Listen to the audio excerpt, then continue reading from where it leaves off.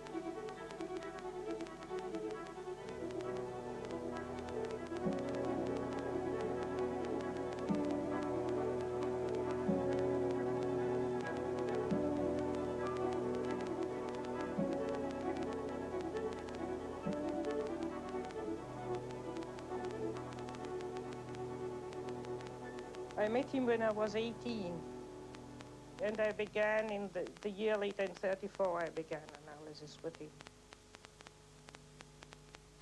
We went out there to the tower, and out of the bushes suddenly we were standing around kind of, you know, awkwardly as one does, not knowing what was going to happen. And then out of the bushes came a man, and I was deeply impressed by him. I thought naturally he was a Methuselah, because when you are 18, you think a 58-year-old is ready for the cemetery. He's a story which you can read in the memories about this girl who was on the moon and had to fight the demon, and the black demon got her. And he pretended, or he told it in a way as if she really had been on the moon and it had happened. And I was very rationalistically trained from school, so I said indignantly, but she imagined to be on the moon, or she dreamt it, but she wasn't on the moon. And he looked at me earnestly and said, yes, she was on the moon. I still remember looking over the lake there and thinking, and either this man is crazy or I am too stupid to understand what he means. And then suddenly it dawned on me, he means that what happens psychically is the real reality. And this other moon, this stony desert which goes around the earth, that's illusion, or that's only pseudo-reality. And that hit me tremendously deeply. When I crawled rather drunk into bed because he gave us a lot of burgundy, that evening I thought it will take you 10 years to digest what you experience today.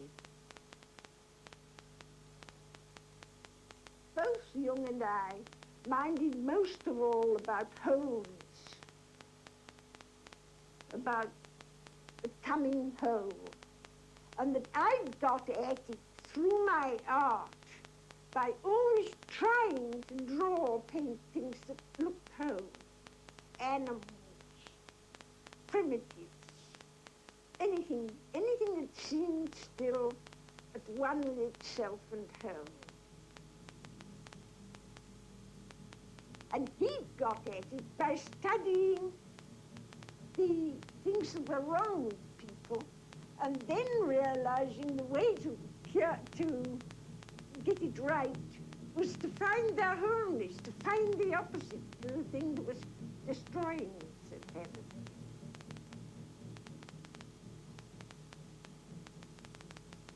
And of course I went through tremendous encounter with the unconscious. One always does in analysis, particularly with him, he lets you pick flowers by the ways. When you met him in the club or when you met him privately or in the analysis, it was always a man interested in the, I would like to use a word, in the supernatural food. Always. Into the depths. And you see, you could come into his room in analysis. And he was just speaking about the dreams you had had before, last night. Not knowing them, but he was involved. He was so transparent for people. And that was a fascinating thing in the relationship with Jung. Therefore, everybody who knew Jung has a feeling he speaks one's own language. We started talking, and I went home with him afterwards. And to Mrs. Jung's despair, we sat talking until about 3 o'clock in the morning without break.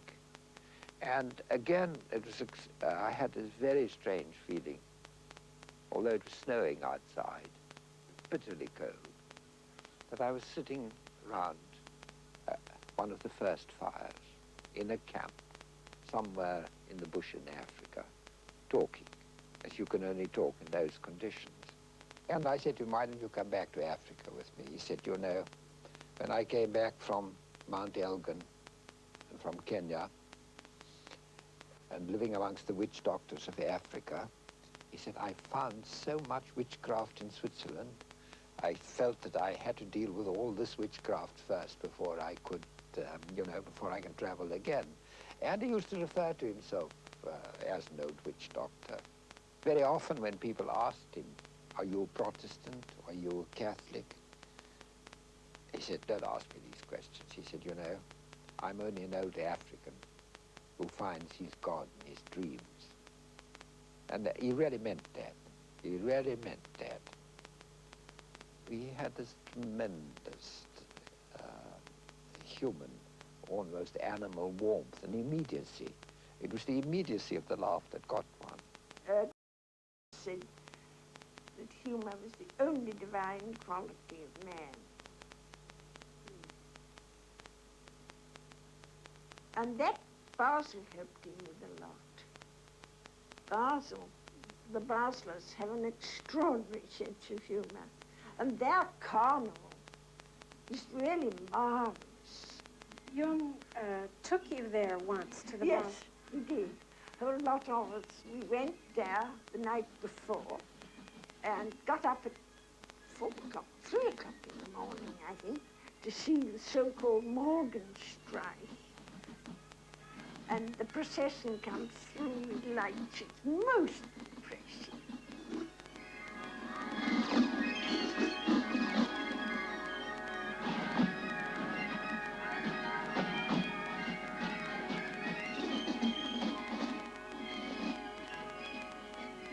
This feeling that he had that if man lived his life religiously, if he lived his life symbolically, then it was almost as if what the theologians called God, and my Zulus called Mkulu, the first spirit, where the first spirit had passed over some of his power and some of his responsibilities to the human being, and that the human being had a God-like task to perform in creation, and the extent to which he performed it, he derived his meaning. It's a very important part of Jung's thinking.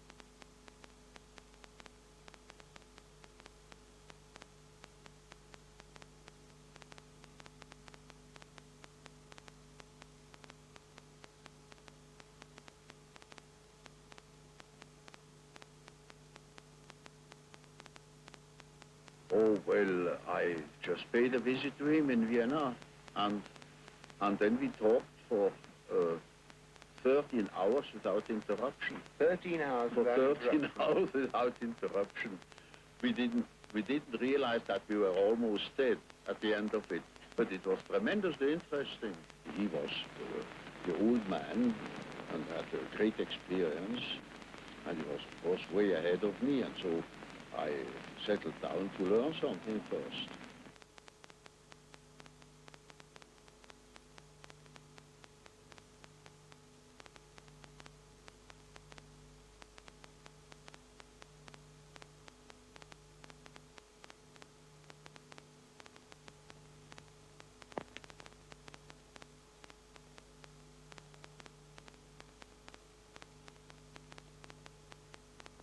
I had written that book that cost me my friendship with Freud because he wouldn't accept it.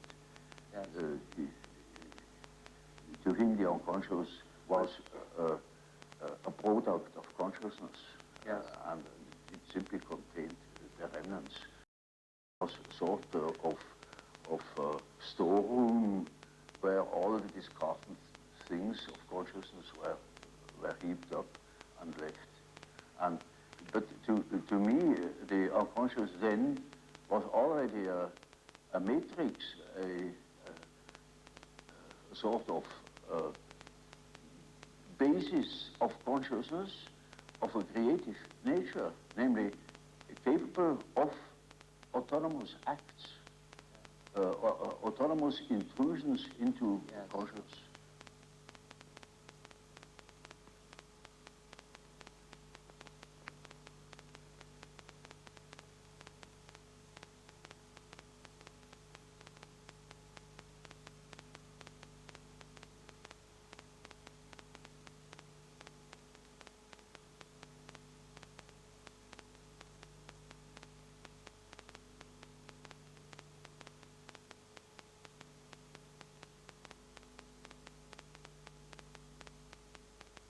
Man's soul is a complicated thing, and it takes sometimes half a lifetime to get somewhere in one's psychological development.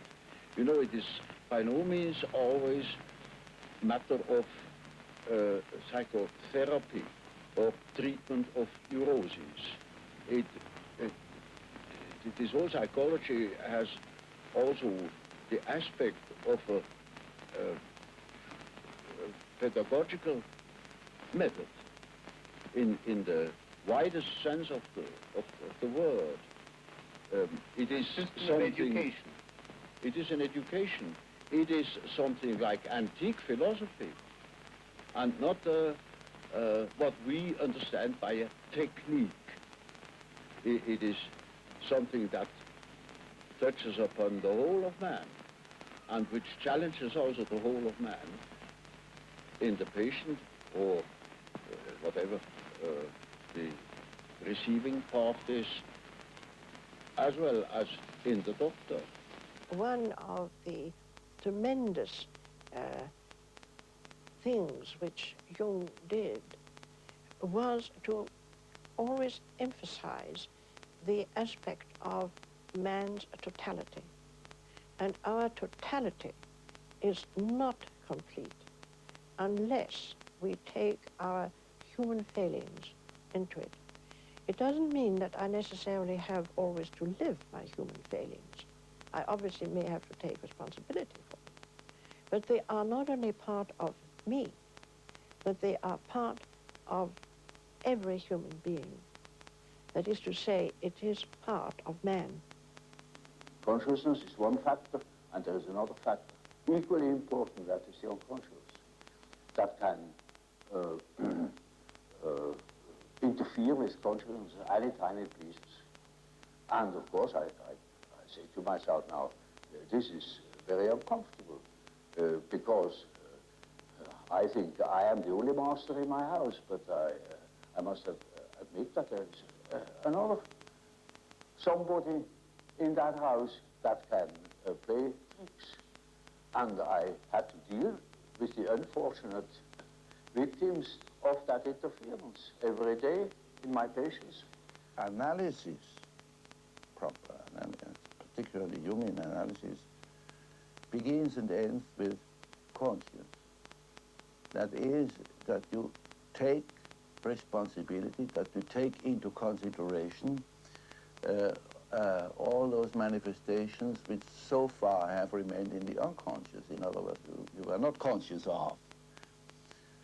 And if you start taking the responsibility for those manifestations, like shadow qualities and whatnot, then this is a very strong test for your conscience, isn't it? And so, I mean, you have to only have to think of the beginning of psychoanalysis. I mean, it took an enormous amount of moral courage to face these facts, which so far have not been considered or repressed. I felt that Jung should tell me what I should do, whether I should write a book, whether I should get a divorce, what I should do. And he wouldn't. And so I got mad at him. And I said, why is everybody so mean to me? And he said, why are you so mean to everybody? So I stormed out. And